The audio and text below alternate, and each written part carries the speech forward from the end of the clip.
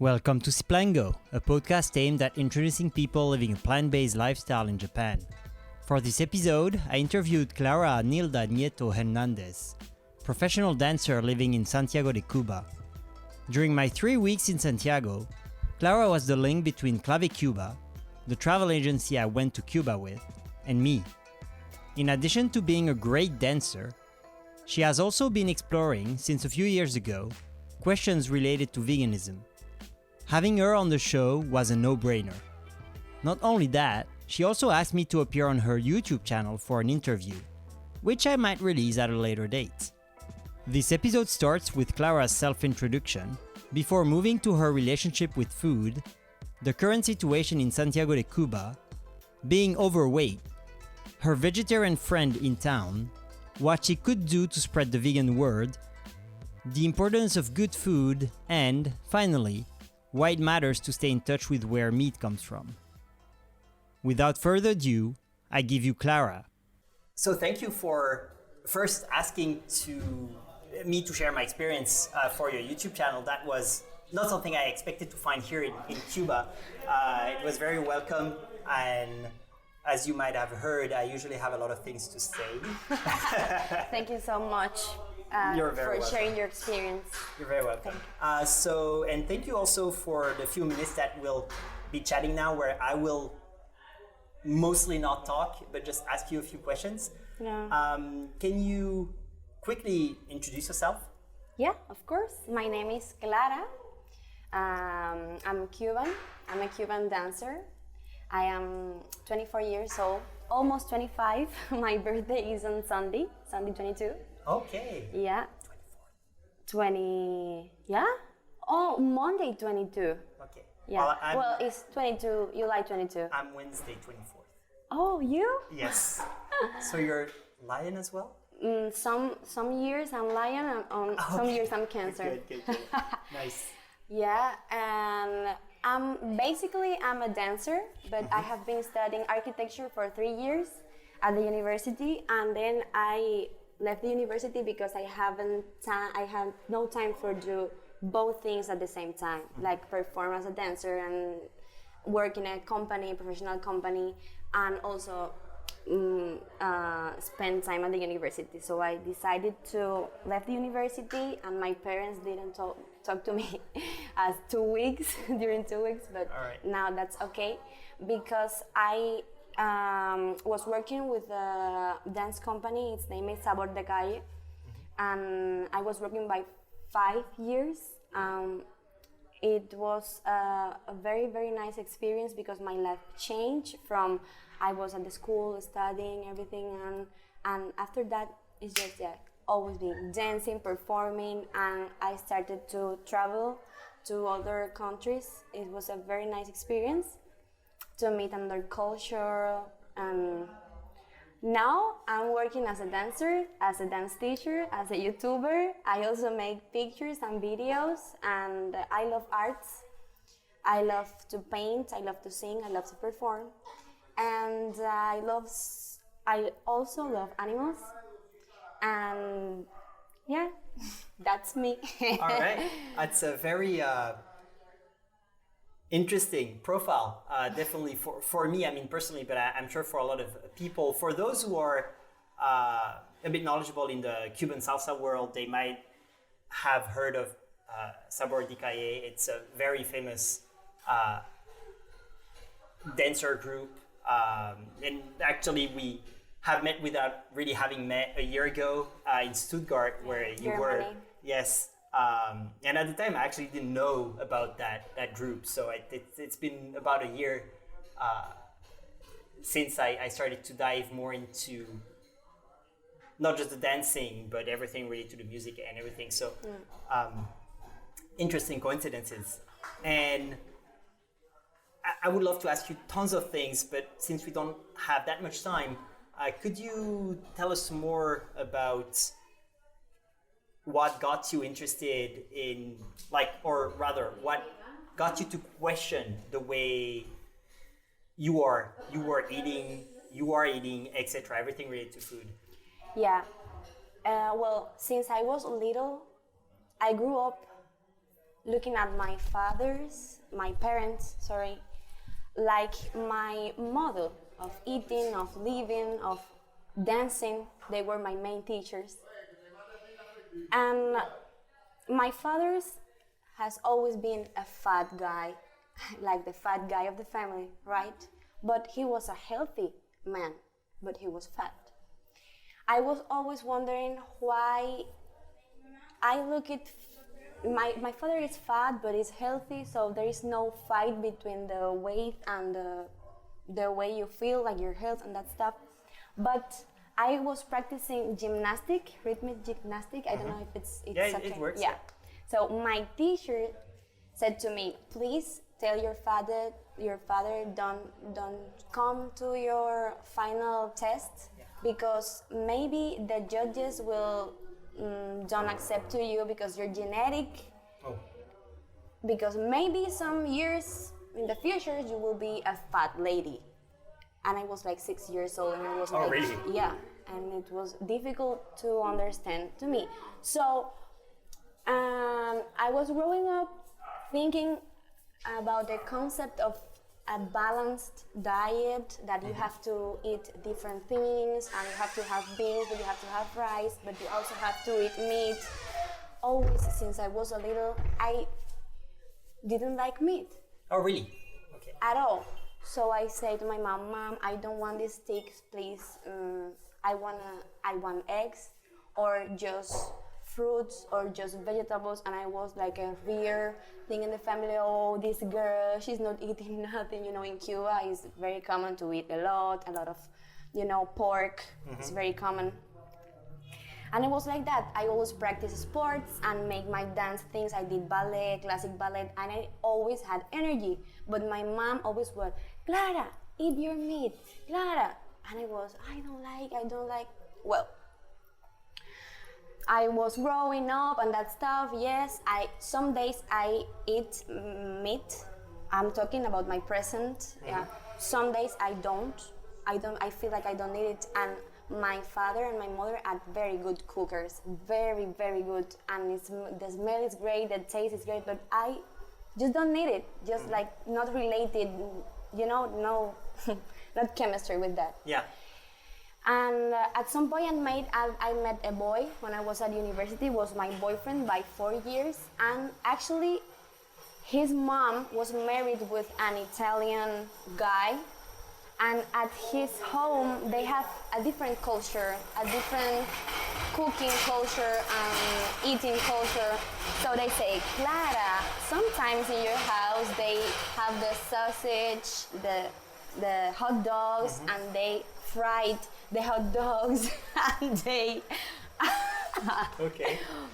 Yeah, it was like my father making, not healthy food. And I think, and they add cheese, and then add jam, and then not healthy things. And I started to watch my family from another point of view, from a boy who didn't be part of the family, mm-hmm. but was very close to us. And I said, and why they do everything fried? They fried potatoes, fried bananas, everything. Yeah. And and he said, Clara, today maybe we can try something different. Just maybe not Sausage?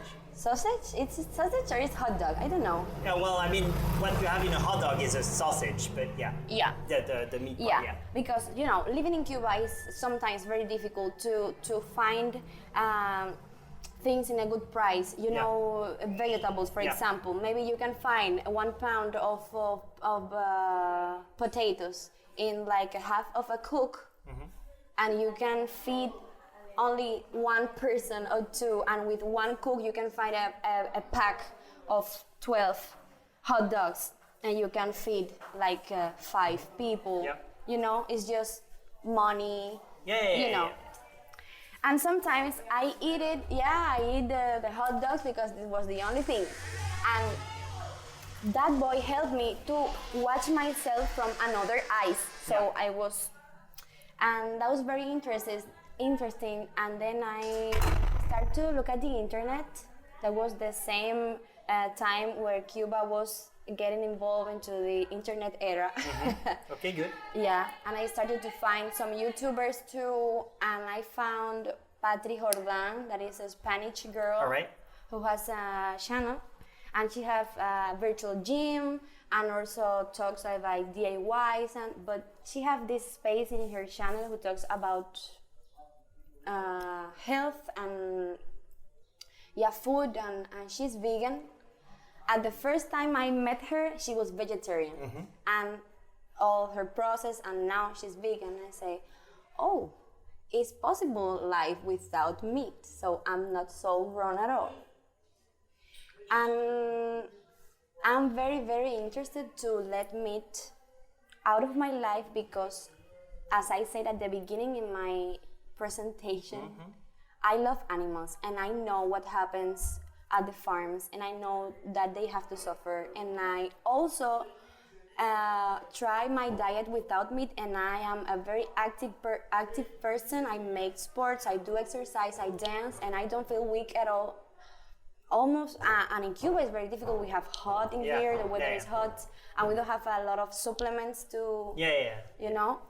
But I don't feel dizzy, and I'm not vegetarian or vegan, I don't have like a label, you know, but some days I have those kind of diets, and I felt better, my digestion process, I felt better.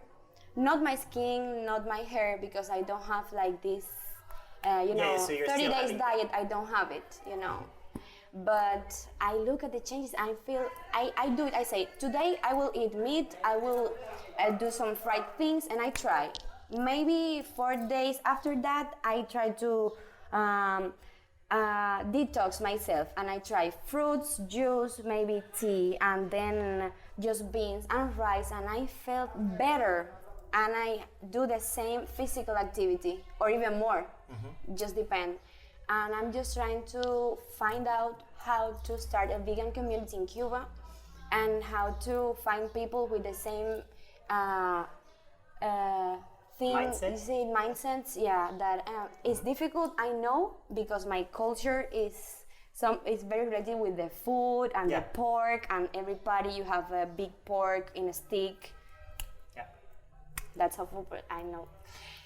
And I want to just change my alimentary. Your diet. Yeah, like my diet. And if there is someone interested to do it, I'm happy to know him and to start like a new project, like in Cuba. I know that in Havana there are little groups of vegan people that are starting, and I'm glad to start it in Santiago, because I know here I'm the rear. If you are in a restaurant, oh please lady, what do you will have? I just want a salad and a juice, please. And everybody is like, what? Clara, no, there is pork and shrimps and maybe fish. Okay, I'm okay, I just want salad. So having food options for people who don't want animal products in restaurants, and also options like, I got lucky to found here, that is the first time I think the lady here for the Casa Particular is cooking vegan for me. Would be great if it was something that people around the world who are interested in traveling to Santiago can already get guarantees that they will have some options, right? Like I was saying, that I've known through a friend, I know a guy who's vegan coming from New York who stayed at a Casa Particular. He said he was vegan and he still got food with dairy and eggs in them, like prepared for him, because the lady was wanting just to, do a lot of good food for him. So it was nothing out of malice, or it was just a misunderstanding. And in that misunderstanding, I think it's the idea that, one, they probably didn't understand what vegan food is, like no eggs, no dairy either. But also, as I said at the end of your interview of me, it doesn't make sense for them to consider animal products as something else than food, right? And questioning those kind of obvious things is the first step to kind of understanding that some people in the world choose to avoid them. So it's great to hear that you're wanting to start something or to contribute to something starting here in town. And I just wanted to get back to the way you talked about your father. Just for one thing, like, because you said he was healthy and being overweight and healthy. I don't know exactly what did you mean by healthy, but yeah, that was the way I was looking at him, because I was a child. So I saw an active guy who was out and maybe run or walk, but he was still fat. So I was in my head like, how can he fat and healthy? Because I was. So what you meant was he didn't look like he was suffering from his weight condition. But now he is. Now he is. That was one of my reasons why I started my channel. That is not about nutrition or how you can lose 10 pounds in one day. I'm just mixing my profession, that is the dance, and how can I help people to maybe feel a little bit motivated to move their bodies with a song. And I talk about other things too, but my father motivated me to start to talk to people or give a message to people, because talking with him or make him understand, it's very hard, because he also have his experience and his motives why he's eating like this or like that. And now he's most obese. I'm not saying it's morbid, because he's not, but he has problems with his pressure, blood pressure, cholesterol very high, heart problems, and digestion problems, and it's very, very difficult. I say obesity is like cancer. It affects the whole family, because we have to help him a lot to put his shoes or his clothes. Maybe we need some help, Dad.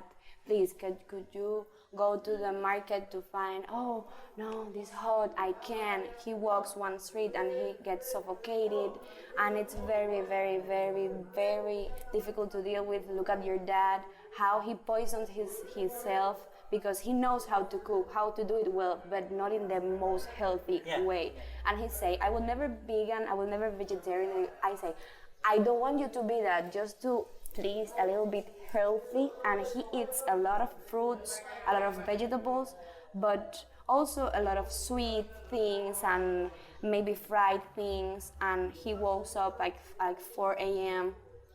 to open the fridge and take something, because anxiety is over him, you know, and it's very difficult. And at the point I understood that it was very difficult for my father to understand that maybe his weight it was too much. It was very dangerous for his health. I say, well, I will try to find some people who I can touch with this message. So I have it in my family. I can fix it a lot. So maybe with my experience, I can touch to other people and help them. Maybe. I see. I'm sorry to hear that he's facing a lot of health issues. I'm lucky that in my family, like my small circle family, not the extended one, I don't have anyone that's overweight per se. The father of my brother's girlfriend, and like they've been together for more than 10 years now. And yeah, sorry, brother, about the number of years. On top of my head, I don't remember exactly how long. He's listening to most of my podcasts, so a message to him. The father of his girlfriend is pretty overweight.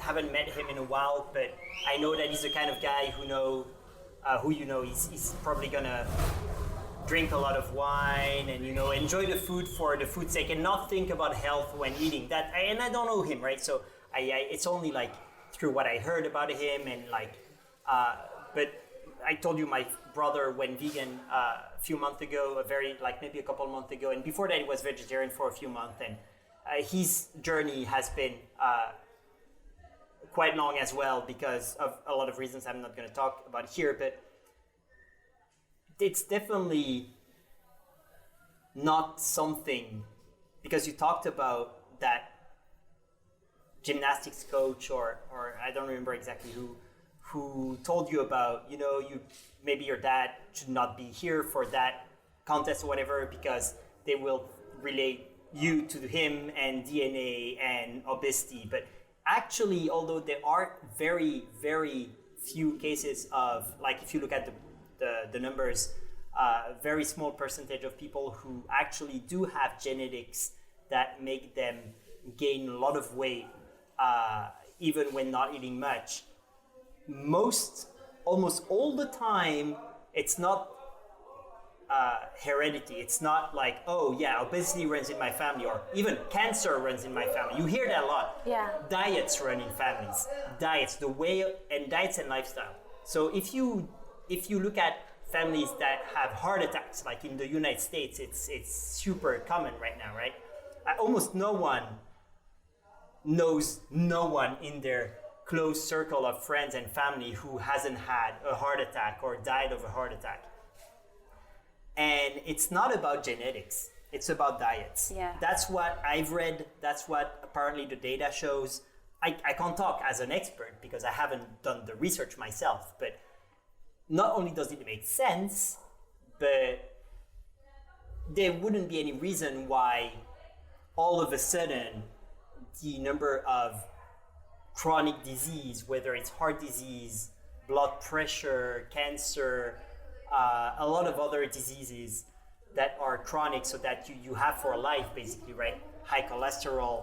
There's no reason for it to just explode like it's doing right now in some countries that are usually pretty rich, economically speaking. So I suppose that Cuba has less problems overall because not everyone can eat as much as they want, right? But yeah, definitely, even in Cuba, and that makes sense because most people would still think that nowadays everywhere in the world, like obesity runs in the family, or cancer, or heart disease, sorry. And apparently it's almost all the time not the case, and it's like you can totally avoid those with a diet that doesn't have to be super restrictive. It just has to be a better diet than what your family culture has had you eat as a kid, etc. Right? Yeah. So overall, like, are there anyone around you here in Cuba or in your personal life that you can, that kind of is either vegetarian, vegan, or considering the message that you feel strongly about in a neutral or even positive light? Or is it like mostly you're alone in your journey so far? Yeah, I have a friend. He has like 40 years or maybe more. He's vegetarian, not vegan. I think I say not vegan because I think he still eats eggs and honey and I don't know it says milk products. No. Dairy products. Yeah. Exactly. Yeah. But he's vegetarian. We talk about that life culture a lot, and he gives advices to me and the experience he shared it with me, and I will try to make an interview to add it to yours. Oh, cool. Because we have both like He's tourists. living here? Yeah, okay. He's Santiaguero. He's living in Santiago. Cool. He's a movie director. All right. Yeah. yeah, and he's a very positive person, a very I don't know how to say in English, spiritual person. All right, he also loves animals and have his own reasons why he's vegetarian today. And yeah, only one person, only one. I only around the world I do, but in Cuba, in my city, I only know one. All right. Well, I would say that it would definitely be better if there were more people, but even only one, I think, makes a lot of difference compared to no one. And the internet helps, I guess, a lot too. You talked about maybe try to start something in Santiago. Yeah. Are you, like, here is a random idea, right? Japan and Tokyo, Japan in general, is usually seen as very vegan unfriendly because compared to other rich countries in the world, like in the West, like Europe, Western Europe, the United States, the vegan concept is very, very, very not well known. It's not understood, it's not considered, like it's not a conversation we're having, right? Like if you look at the United States and the UK, etc., it's very, almost everyone knows what it is, right? Some might make some mistakes about honey or some details, but everyone knows, right? In Japan, it's very, very discreet still. And so obviously, the amount of like food options you have are less than in the West, etc. So all that's happening, but you still have people with a lot of energy trying to make things better for vegans and to make things more visible for non-vegans about everything related to the animal conditions and plant-based foods, etc. Right? And so you might know that in a year from now, it's going to be the Olympics in Tokyo, and there's going to be a lot of tourists, even more than like Tokyo is already very touristy. Like it's one of the top destinations in the world, I think. And so having a touristic industry, is that the way you say it? That clearly labels vegan options, plant-based options, helps if you're vegan, you know that you can find food for what you want to eat here, there, and then all those that kind of structure. It's not going to come from the government, right? It's not going to be the government is really going to take care of everything, right? They might take some amount of action when they feel the time is right and they start to think about it, which is not guaranteed. But it's mostly going to come from people like you, but over there, right? And so I talked about this to ask you, what about the tourist industry in Santiago, for example? I suppose it's one of the biggest industry compared to others, like because there's a lot of people interested in Cuba, like me. There's probably less people coming to Santiago than to La Habana, but it's also a smaller city. If you had to start something, do you think the tourist industry, like trying to see with maybe one restaurant here, or even like, for example, this Casa Particular having something that clearly indicates that people can have vegan options for food, now that she kind of know what it is, or if it's not here somewhere else. Do you think there's something to be done there, or do you have other ideas than the tourist industry? Well, maybe the tourist industry can be touched by that. Maybe if the I don't know how to say, main person of the owners of the business get involved into that vegan theme or nutrition theme or healthy way of eating thing, maybe they will start to add some vegan menus or making new places for that. I really love to start anything that helps people. Maybe if we start to meet like in the afternoons to maybe chat, and after that we prepare ourselves and to give conference after that for more people, and more people get involved, and that touches people's heart or brains. And after that we can develop at some point some kind of culture about those topics. Maybe the tourism sector can be involved, and also I think it would be a very positive thing, because a lot of dancers I met here to give them classes and go out and that meet me at the festivals or just call me or contact me to have classes with me, they are vegan or vegetarian. And because they have like this healthy life, and also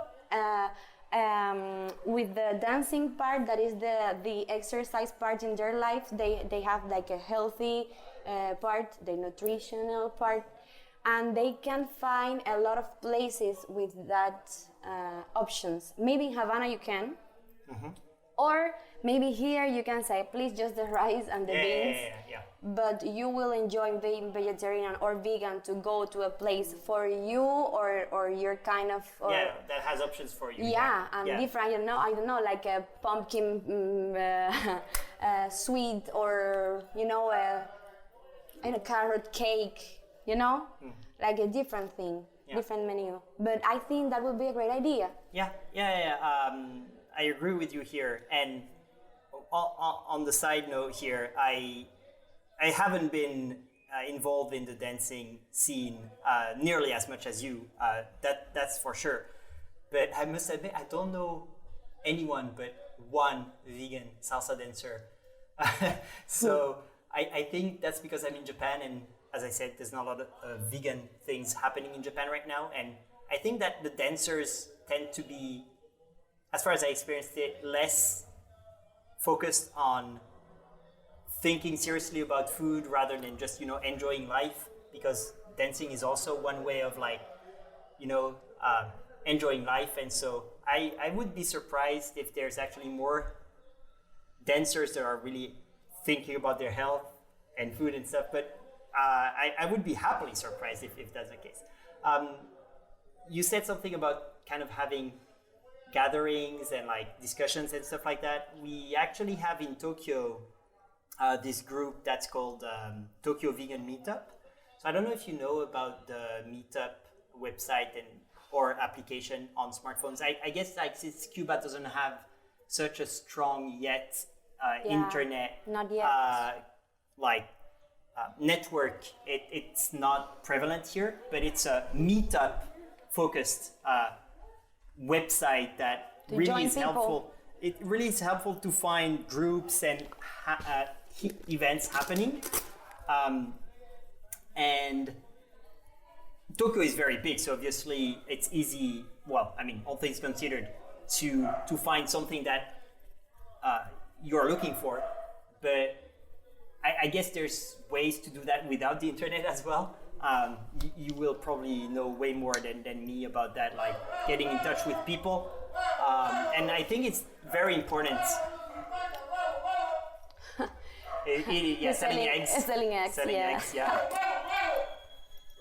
A lot of them apparently. And so starting something where the discussion part is important, but I think really that's what I've noticed in Tokyo. If you focus on food, on good food, then you already tackle one of the usually complaints of people when they start to think about eating everything but animal products, because people feel like they're giving up something. But if you give them food that's good, they're not going to start thinking like, I would prefer this with meat. Some people will say that, right? But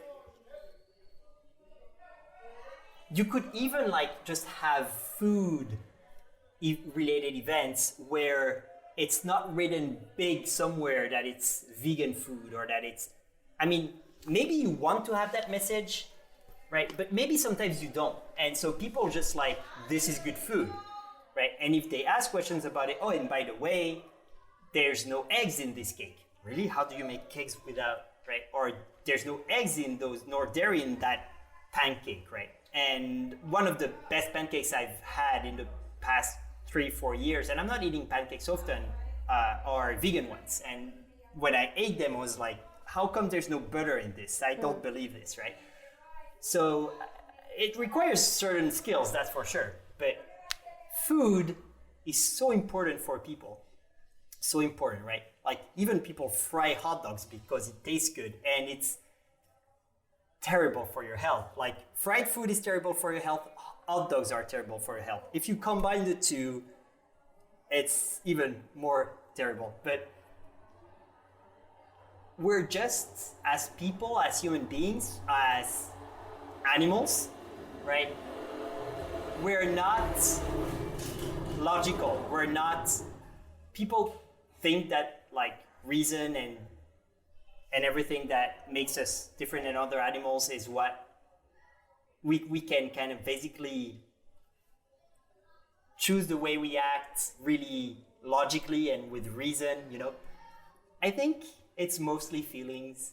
You act as you feel, and after that you try to make sense of it. When you have a terrible food in front of you, most of the time I think you would agree with your future self that it's better not to eat it, right? Sometimes, you know, you want to treat yourself because like being too serious is too serious. But yeah, if you make food good and healthier than what people are eating, but at least good is the most important, then you're already winning half of the battle. Because if your food is terrible, how many people are actually going to be okay eating food that's not that great just for animals that they don't see? Almost no one, right? Like crazy people like me, others that I know, but most of the time it's not going to work. Actually, my father says that. I say, Dad, do you know that was a pork who some guy at the corner, because you know they kill porks at the streets here in Cuba, it's very common. Mm-hmm. You raise it and you feed them, and after that you kill it on the street. Mm-hmm. And the whole street can hear. Yeah. I've experienced that in the Philippines. Yes. It's hard. It's hard. Yeah. And I say to my dad that, and he said, yeah, but I didn't felt the noise, or I didn't do it. And he doesn't say like he doesn't care. He say that it's easier for him to eat the meat if he doesn't look at that, or he doesn't see, he gets out of that part that exists, but we are ignoring it and we are taking and we're having the meat. Mm-hmm. My dad is a very sensitive person and he cares a lot about animals, but he eats meat because he likes it, and separation. Just try to don't get involved in the raising part, feeding part, and the farm. But I would argue, I've been walking around Santiago a bit, like whether, like, for example, the percussion lesson I'm having, it's farther than the previous one. And so I'm walking in more like remote parts of the city compared to the center. And so I see more animals being raised. Like even I went once to the Tito's house. They had a piglet, they had chickens. And I realized, and I knew that beforehand intellectually, but I realized that you are not bringing a vegan message from a ethical, from a philosophical point of view to everyone. It's not going to work, right? There's living conditions, there's environment, there's the cultural setting that's very important. Mm-hmm. And that doesn't mean that people who are living in places like here couldn't be vegan because it requires a richer society or whatever. I think if it was common knowledge that a meat-heavy diet, a dairy-heavy diet was not so healthy at all, and that you would actually be healthier avoiding those, if everyone was agreeing on that, like everyone thinks protein comes from meat and we need meat, right? Then people will eat less meat and more plants, and I think it would be better. But that's not the case, and so having animals in your backyard and like killing animals in the street, etc., is normal here. And I think it's mentally, psychologically, it's healthier. So what your father is doing, I think it's healthier from a human psychology point of view than people like in Japan, like in France, like in the US. They don't see anything, but nothing. Your father still hears it, even if he doesn't listen to it. it's there, right? And it's important because it, on the one hand, it can make you more okay with it. That's the way things are done. I know where the meat comes from. It comes from there, you know. But on the other hand, it makes you more like, oh, I'm not comfortable with this, right? It helps people realize things, but it also makes people more okay with it. But in the West, in very rich countries, you don't see anything anymore. The only thing you see is a piece of meat that's not bleeding in a piece of plastic in the supermarket. Mm-hmm. And that's very unhealthy, because that's why people like me, to a certain extent, like a lot of people in the West, like probably even that Spanish girl that you watch her videos online, that's why people get shocked at images of factory farming. And I think anyone would get shocked, right? But even more if all your life, all you've seen is happy cows on bottles of milk, happy porks on commercials for meat, and you've never seen a real live pig, but for the idealized farm images, you know, like I have nieces, like almost 5 and about 1 year old, and the older one has books about farms, right? She has books about farms animals, right? Do you think it's even close to what's really happening in a farm? Of course not. Of course Who not. would make those books for kids anyways, right? And so we forcefully make the cow pregnant, we remove the calf, and then we kind of make them suffer a lot because it's more cost efficient, right? The kid would be like, what's happening here?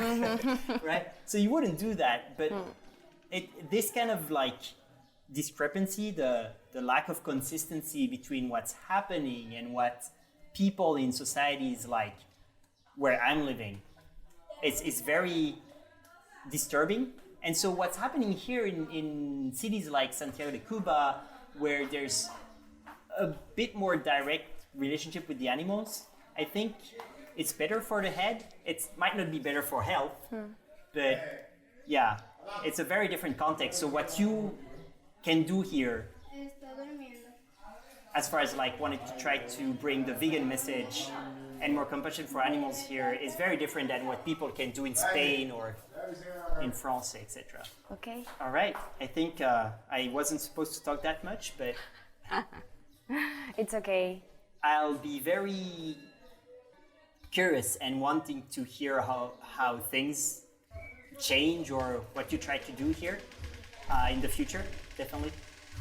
Yeah, of course. Of course. We will keep in touch, and I hope I have good news for you and for all the vegan community. And yeah, I hope so. Good. Yeah. Good. Positive Awesome. mind, positive vibes. Yes, exactly. All right. Well, thank you very much again. Thank you. That's it. Okay. Great. Thank you for listening to the Ciplantgo podcast. If you enjoyed this episode, please think about sharing it with friends and on social media. Ciplantgo is also on Instagram and Facebook at CIPLANTGO. There you can have a look at the latest things going on in my plant-based life in Japan. There is also an email address, ciplantgo@gmail.com. Feel free to send me a message, whether it's to ask a question, give me suggestions for Ciplantgo, or anything else. Have a great rest of the day, and until next time.